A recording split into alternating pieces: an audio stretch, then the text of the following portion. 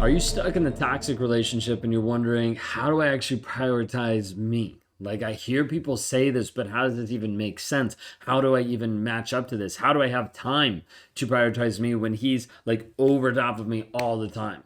Overwhelming, controlling, belittling, putting me down. How do I even work on this? Maybe you feel like you're lost in the toxicity of the relationship, just kind of spinning your wheels, not sure how to actually move forward, but you still want to find ways to nurture your own well being to actually help you move forward. We're going to talk through a couple different things that I want to be able to give you of like, hey, start working on this, start doing this, and also kind of break down some of the topics that I do inside of my own life and inside of the communities that we run to help people actually achieve this piece of self-care, of them working on themselves on a day-to-day basis, of having the tools to be able to move forward, grow, and rise into the person you're called to be. So we'll dive into that in just a second. If you guys are new here, my name is Ben Taylor. I'm a self-aware narcissist on this channel providing awareness about narcissistic abuse.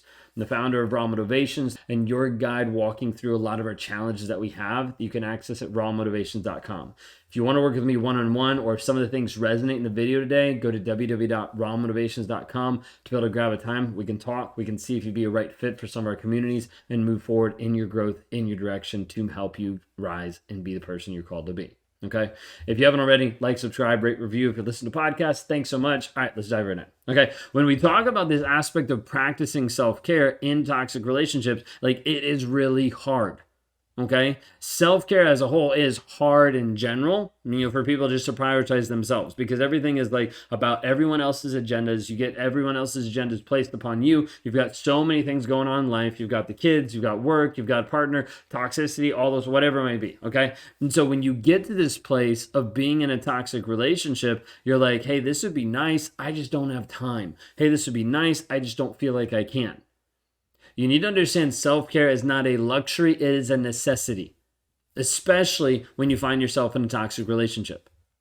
Because if you don't have this aspect of you actually working on you, you are left with nothing. Many of you watching this today have been in a toxic relationship and you are left with nothing. Like, you do not know who you are. Someone walks up to you and is like, hey, what are the things you like to do? Do you have any hobbies? And you're just like, yeah, I don't really know what I'd like to do, because it's been stripped away from you, because it's been stolen from you, because it's been to a place that you no longer know who you are. So as a result, you don't do the things that actually help you grow, change, and develop, because you no longer have nurtured yourself. You no longer work on yourself mentally, emotionally, physically, and you've been put through all of these challenging situations that keep you sedated and keep you under control and keep someone else domineering over you. You need to understand, self-care isn't selfish. It's about recognizing your worth and taking steps to protect your well-being. You're like, well, I don't feel like I have any worth. Exactly, because you're with a toxic person and he's continually belittling and putting you down, so you're subservient and so you do not grow. That's what we're doing inside of Raw Motivations, inside of Thriver. That's what we're doing, is we're trying to help call people out and say, hey, you have the ability to grow and change and develop yourself more than you ever would believe. But it comes down to this piece of, how do you actually engage with self-care so you can start to validate your own self-worth, not with someone else, but by you showing up every single day, doing the work, helping you grow, change, and develop. Like, despite where you're at, despite all the emotional abuse from your partner, you start to get to the place where you prioritize you. You start setting aside time, activities that bring joy, bring peace into your life. Bringing in things that actually help you develop who you are every single day. Now, what does this look like? I'm going to give you a couple generic examples, and then we're going to dive into what we actually teach, what we actually do. Okay, how do you actually put in self-care practices? Number one, setting boundaries. Okay, establishing clear boundaries with your toxic partner to protect your emotional space. Doesn't have anything to do with him, has everything to do with you. Okay, a boundary is you limiting their access by you saying, I'm unwilling to do the things that you have me do, or that you are putting on me, because I am prioritizing me. That's it. The other piece, number two, seeking support.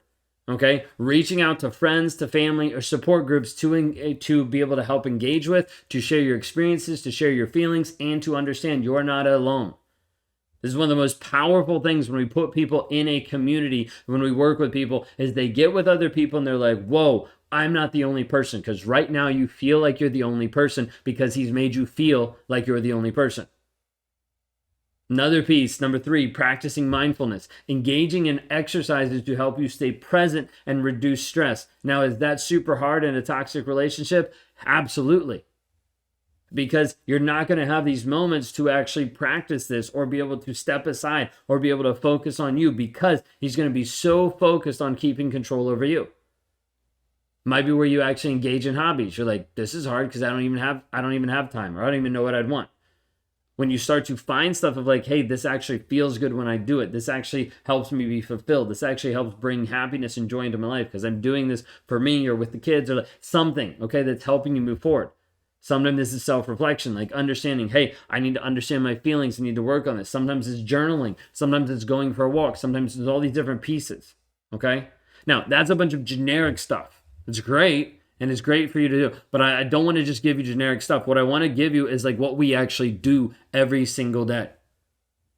What we do is when we focus on your self-care, we focus on 4 different areas. We define them as body, being, balance, and business. We focus on first, your body. Are you actually getting around and moving? You're like, yeah, I move every single day. Are you actually working out or doing something that is physically exerting energy? Because as you do this, you start to build your own energy system inside you. You start to get more energy on a day-to-day basis. You start to accomplish something for you, not for someone else. So first part under body is fitness. You're actually showing up. You're doing something for you every single day. Second thing is fuel. Of what are you actually feeding your body? What are you actually putting into your body? It's so easy to start sedating with food. It's so easy to start sedating with alcohol, with drugs, with a lot of crap that will go in your body. And as a result, you will feel sluggish and you will feel put down and you will start to devalue yourself because of how your body looks based on how you're treating your body. So we have to be able to say, how are you actually treating your body today? The second thing is being. Being has to do with your connection to God, with spirituality, with where you actually are, understanding who you are and the direction you need to go. What this looks like, first and foremost, is meditation. How are you getting time to be able to meditate and clear your head of the toxic stuff that is coming into your life on a day-to-day basis? This doesn't mean you just sit into the corner and just blank out for 20 minutes. But it is you actually taking time to try to get clear of all the shit that's in your head based on everything you're going through. Then the second piece under that is memoirs, where you actually sit back and you start writing stuff down, whether that's with us in a stack or whether that's just journaling and saying, hey, this is what I'm learning. This is what's coming up for me. This is what I'm getting clear about. So we focus on your body, then we focus on your being, your spirituality. Then we focus on your balance, number 3. Your balance has to do with relationships. Now, this is where it gets slightly dicey because you're like, wait a second, I don't really want to invest in this relationship because he's toxic, because he's abusive. Perfect. Then the first person you're going to invest in is you. Developing a hobby, an idea, a thought, something that actually is you investing time into you. Some people, it's like, hey, I'm able to sit down and read a book for 5 minutes. That's what I'm doing for me.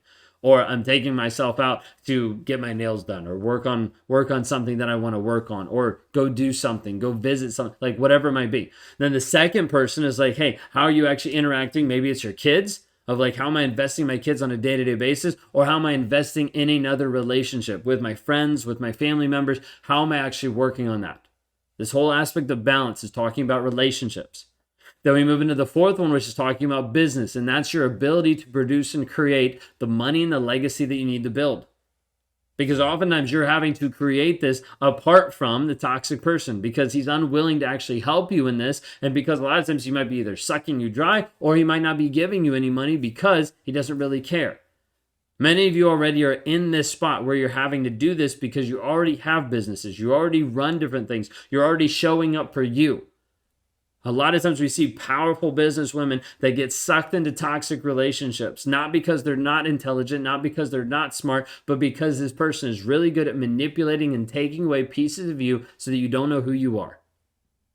And so under business, we talk about, hey, what are you discovering on a day-to-day basis? How are you actually growing and learning how to be able to work on you in the aspect of business so you can produce more, so you can make more for yourself and for your family? And then the second piece is declare, how do you actually put this into practice? How do you actually implement it, integrate it into your life? How do you delegate it to your team? How do you communicate it to your staff? How do you start pivoting in different areas with this? What do you actually do? So we break this down into body, being, balance, and business. When you start to do this, this produces a unique level of synergy and power as you start to understand that freedom is actually possible when you focus on you. When you start to get free from the toxic person, they will start to attack you more. They will start to put pressure on you more. What I want you to understand is as you start to step into that freedom and they start to come at you more, that means that this shit is working. Because they sense and they see that you're starting to get free. Toxic person is scared of you getting free because that means you're no longer under their control. This is where we come in and we provide the tools, the systems, the frameworks to help support you in you unlocking that version of you. To help support you in you getting clear about what you can do on a day-to-day basis to help be the person that you're actually called to be. The hard part is most people won't do what's required. Doesn't mean I tell you to go no contact. Doesn't mean I tell you to leave the family. Doesn't mean I tell you to do anything. But to show up for you. Every single day. Be the most simplest and the hardest thing that you ever do. But if you can unlock that, if you can work through that, if you can continue to show up consistently for you, your life will transform. Every time.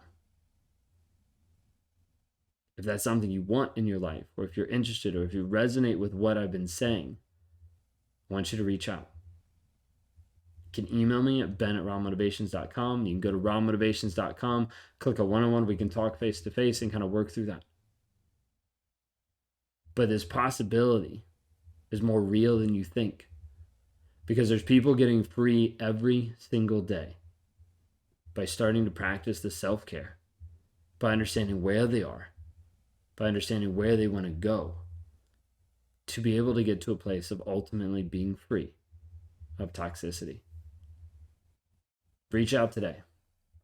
Go to rawmotivations.com, click on the one-on-ones. We'd love to be able to help you.